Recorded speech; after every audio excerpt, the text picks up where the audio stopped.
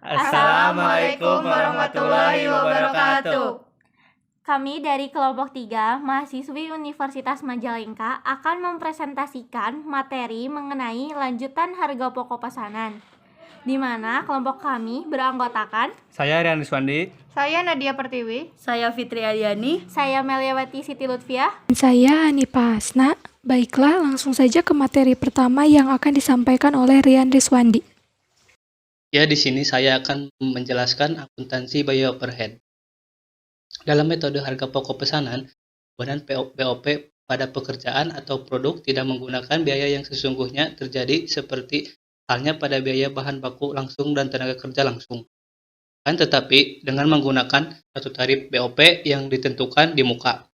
Tarif BOP diperoleh dengan cara membagi taksiran total BOP dengan basis alokasi tertentu, yaitu kapasitas atau volume produksi dalam bentuk jumlah jam tenaga kerja langsung atau BTKL, jumlah jam mesin BTKL atau dalam satuan lain yang mempunyai hubungan dengan BOP.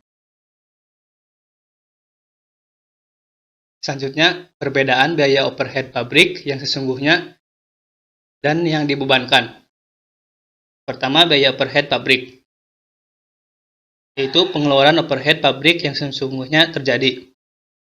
Selanjutnya ada saldo normal di debit, dan jurnalnya di debit ada biaya overhead pabrik, dan di kredit ada akumulasi penyusutan, biaya dibayar di muka, utang dagang, dan kas. Dan yang kedua, biaya overhead pabrik yang dibebankan, yaitu biaya overhead pabrik yang diperkirakan. Ada saldo normal dan kredit. Jurnalnya yaitu di debit ada barang dalam proses, dan di kredit biaya overhead pabrik yang dibebankan.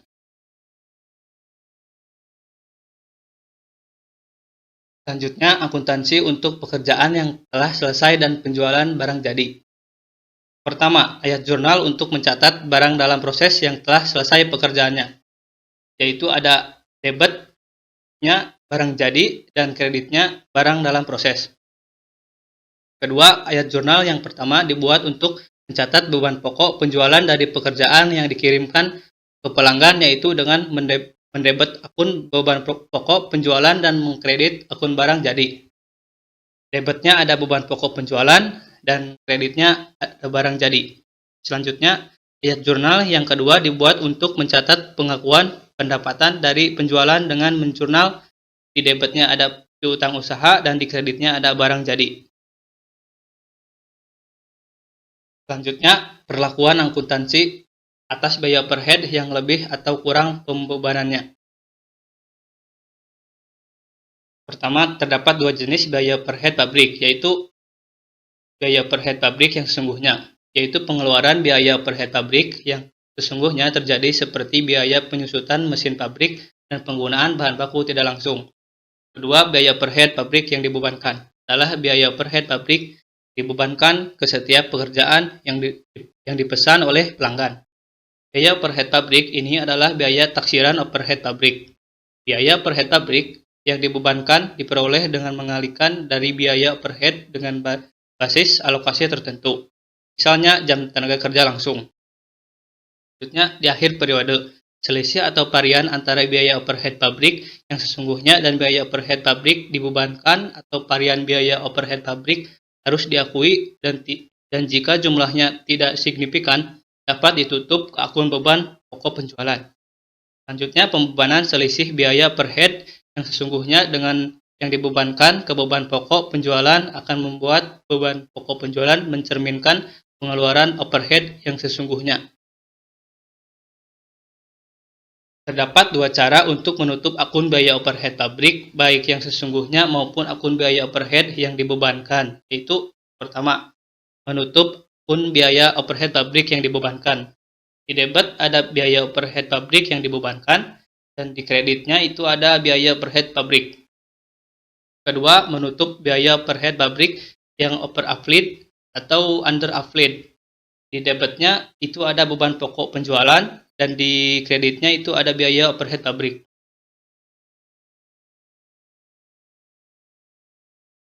Saya akan menjelaskan mengenai akuntansi untuk barang yang rusak.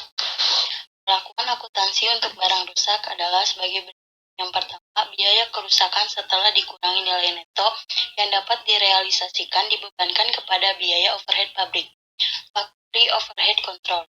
Perlakuan akuntansi seperti ini dapat dilakukan apabila sifat kerusakannya adalah normal, tetapi tidak terjadi pada tingkat yang sama untuk masing-masing pekerjaan, dan abnormal disebabkan oleh suatu kejadian yang tidak diharapkan yang sebetulnya dapat dihindarkan.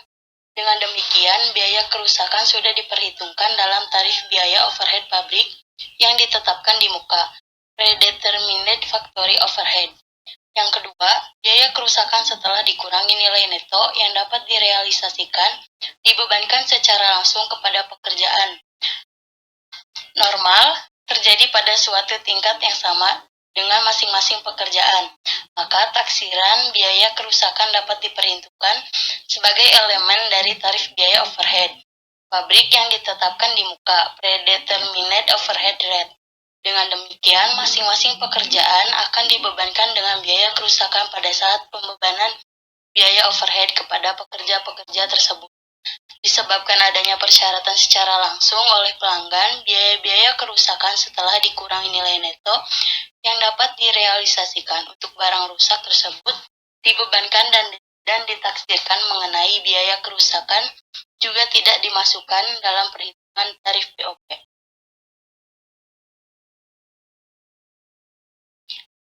Selanjutnya, ilustrasi pencatatan barang yang rusak. PT Restu Bunda menerima pesanan khusus sejumlah 800 unit produk dari PT Hastaraya. Biaya bahan baku per unit sebesar Rp750, lebih mahal daripada bahan baku yang biasanya digunakan Rp600 karena adanya permintaan atas kualitas yang lebih tinggi dari PT Hastakarya. Spesifikasi pesanan ini memerlukan teknik produksi yang sangat sulit, sehingga apabila terjadi kerusakan normal maka akan dibebankan kepada pesanan ini. Biaya tenaga kerja langsung per unit produk sebesar Rp400. Tarif biaya overhead pabrik adalah 112,5% dari biaya tenaga kerja langsung atau Rp400.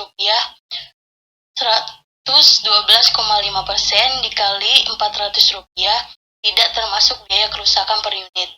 Berdasarkan uji coba yang dilakukan PT Restu Bunda, dari 10 unit yang dihasilkan hanya bisa diperoleh 8 unit yang sesuai dengan pesanan khusus tersebut. Maka, untuk memenuhi pesanan 800 unit harus dikeluarkan biaya untuk memproduksi sebanyak 1000 unit. Berikut biaya yang dikeluarkan untuk memproduksi 1000 unit pesanan PT Hastaraya.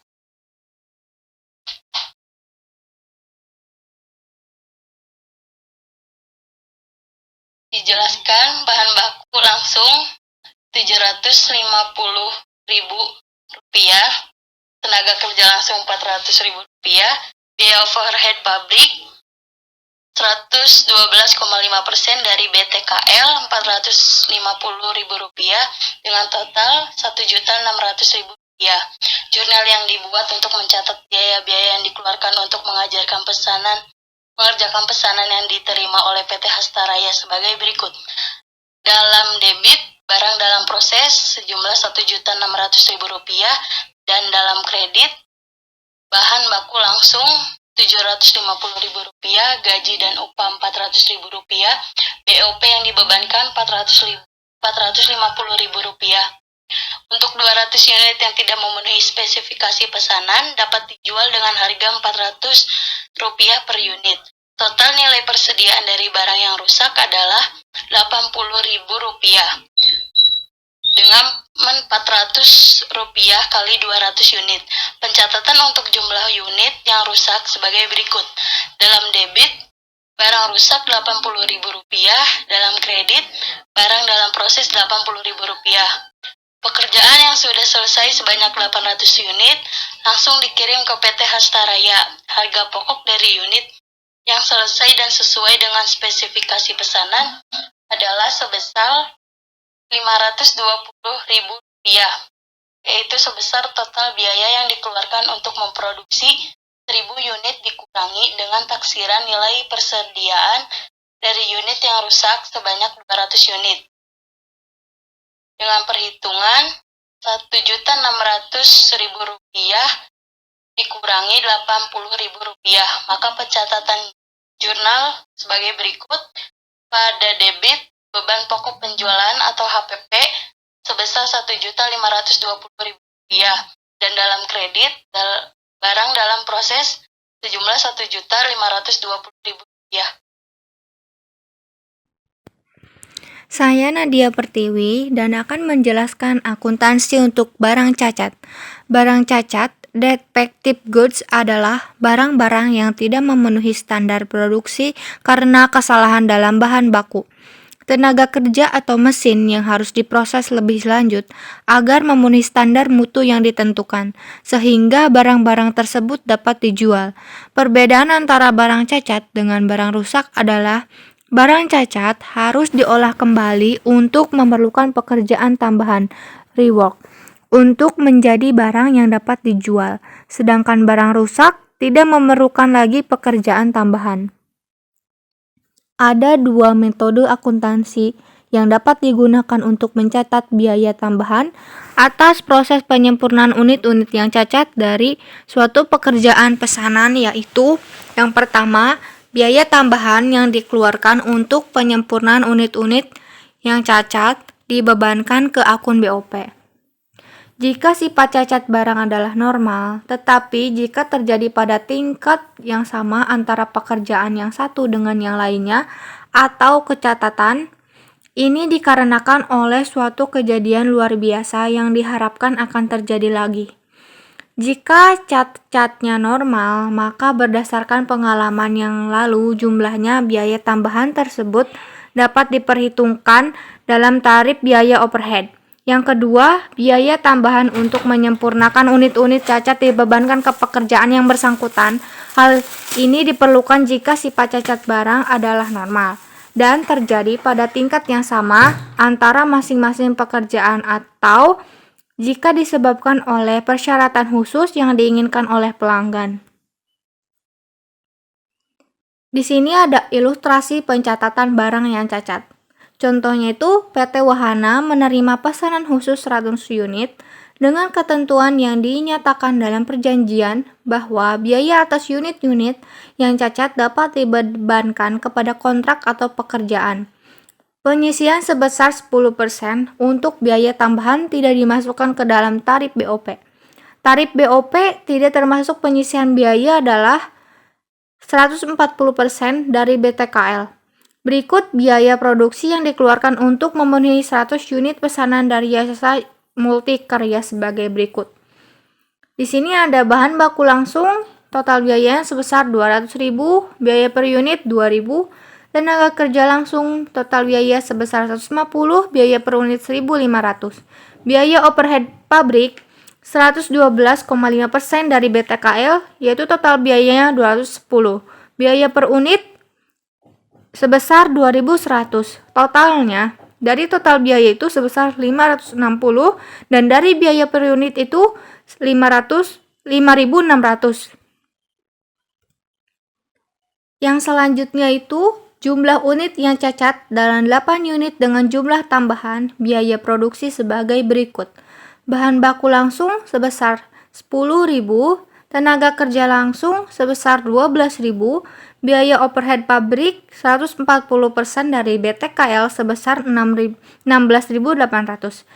Yang A, jurnal mencatat biaya produksi yang dikeluarkan untuk pesanan.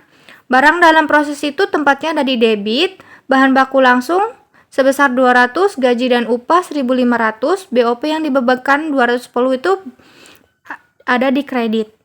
Yang B, jumlah mencatat biaya produksi tambahan untuk pengerjaan kembali unit yang catat. Barang dalam proses 38.800 itu ada di debit, bahan baku langsung 10.000, gaji dan upah 12.000, BOP yang dibebankan 16.800 itu berada di kredit. Yang C, jumlah mencatat pesanan yang telah selesai, persediaan barang jadi 598.800 berada di debit. Yang Barang dalam proses 598.800 berada di kredit. Akuntansi untuk barang sisa dan barang sampah. Perbedaan antara barang sisa atau scrap dengan barang sampah atau waste terletak pada nilai dari keduanya. Barang sisa masih mempunyai nilai dan dapat dijual atau dimasukkan ke dalam proses produksi untuk tujuan yang berbeda. Misalnya diproses sebagai salah satu bahan baku untuk proses produksi tertentu, sedangkan barang sampah tidak mempunyai manfaat lagi dan dengan demikian tidak mempunyai nilai jual. Barang sisa dan barang sampah dapat terjadi dari 1. Pengolahan bahan baku, 2. Persediaan barang yang sudah usang, 3. Aset tetap yang dijadikan besi tua atau loak, 4. Alat-alat suk cadang yang cacat atau pecah, 5. Proyek-proyek percobaan.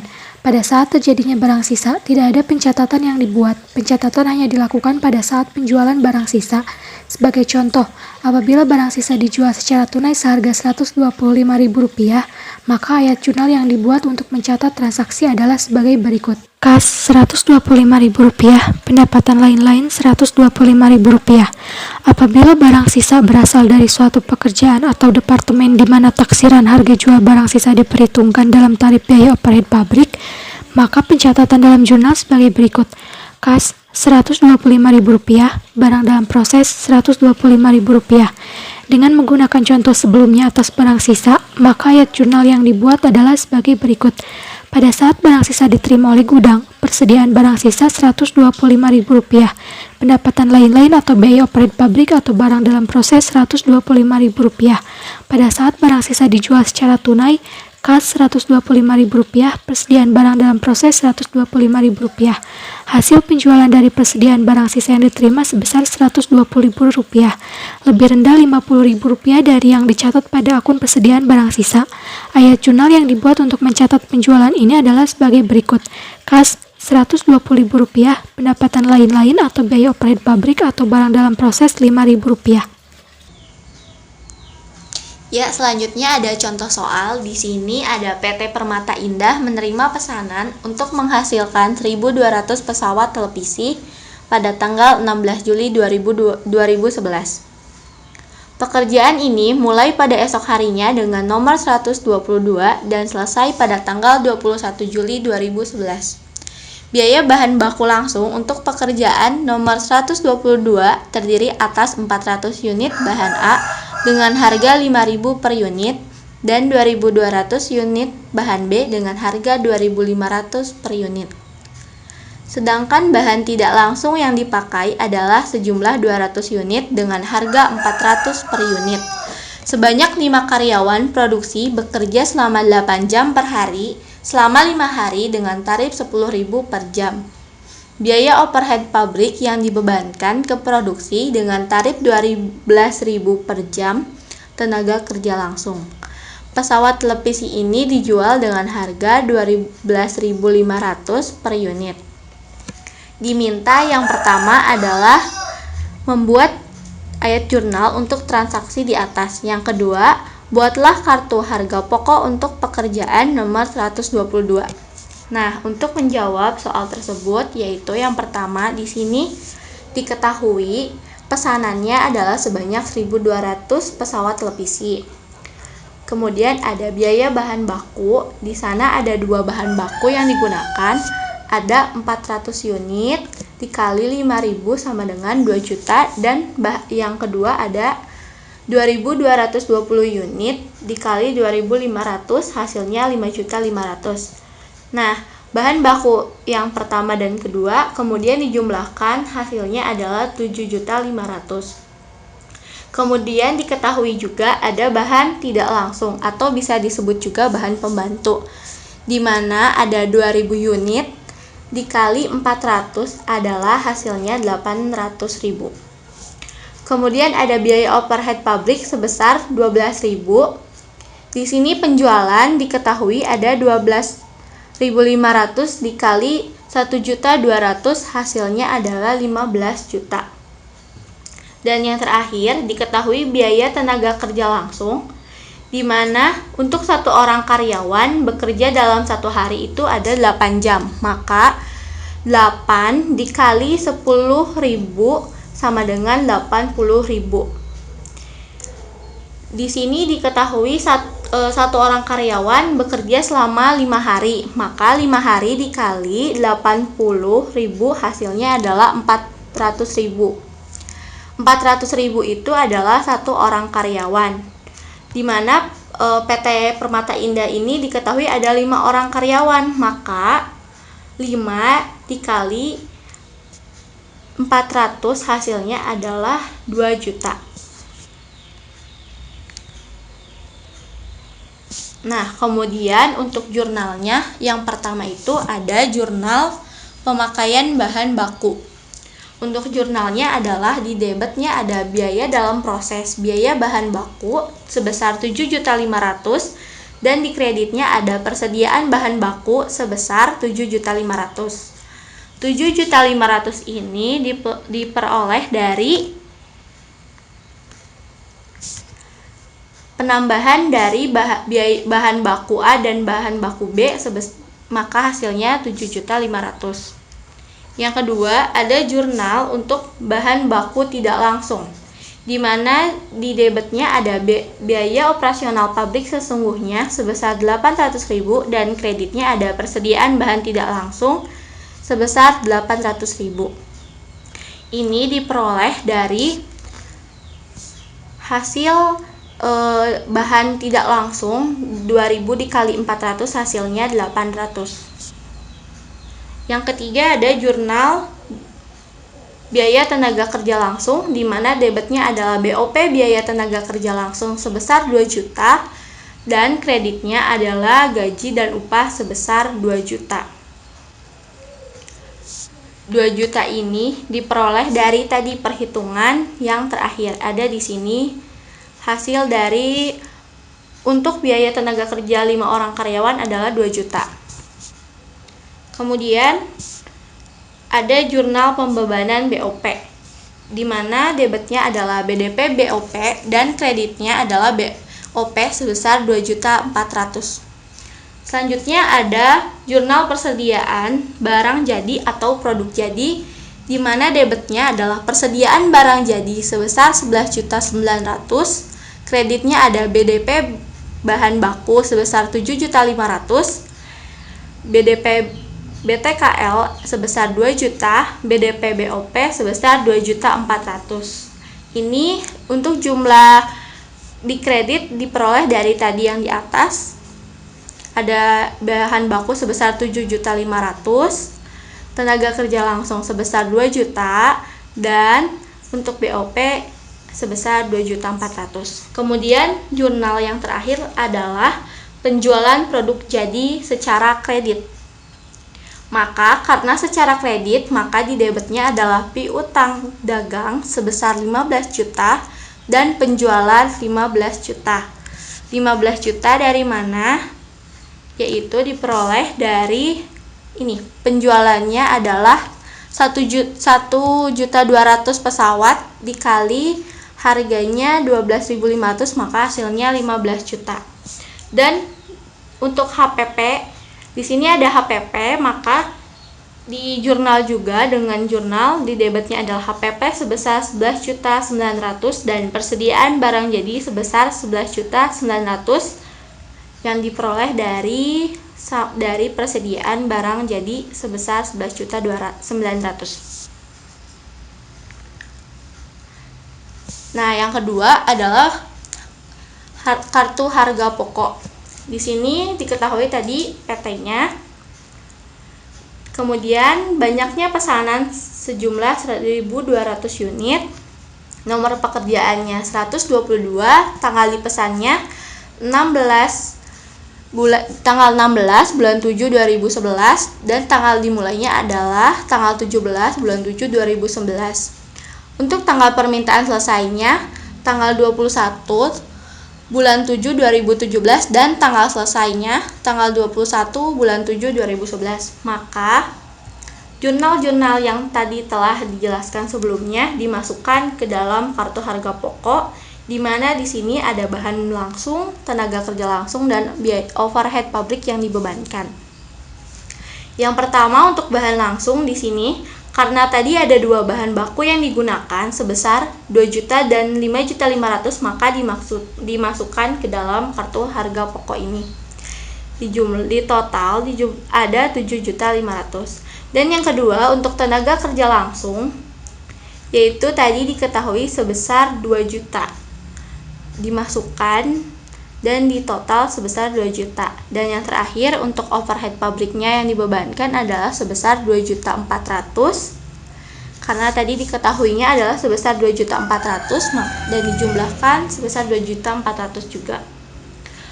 Untuk perhitungan labanya sendiri di sini diketahui harga jualnya tadi 15 juta dimasukkan. Untuk biaya produksinya rinciannya ada tadi biaya bahan langsung, tenaga kerja langsung, dan overhead pabrik. Di mana bahan langsungnya ada 7.500.000, tenaga kerja langsungnya ada 2 juta, dan overhead pabriknya sebesar 2.400.000 dijumlahkan, maka hasilnya 11.900.000. 15 juta harga jual ini kemudian dikurangkan dengan 11.900.000, maka hasilnya adalah 3.100.000. Nah, 3.100.000 ini adalah laba dari perusahaan Permata Indah tersebut.